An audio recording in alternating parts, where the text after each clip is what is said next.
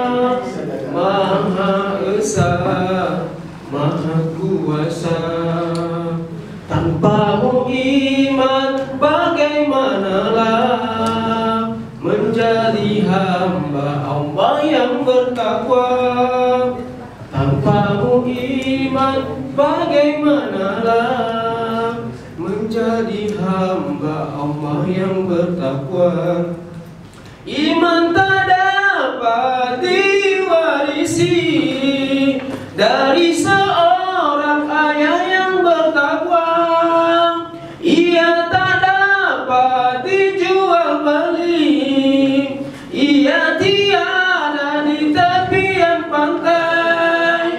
Walau apapun caranya jual, engkau mendaki gunung yang tinggi, engkau meretas lautan api, namun jua tak dapat dimiliki jika tidak kembali pada Allah.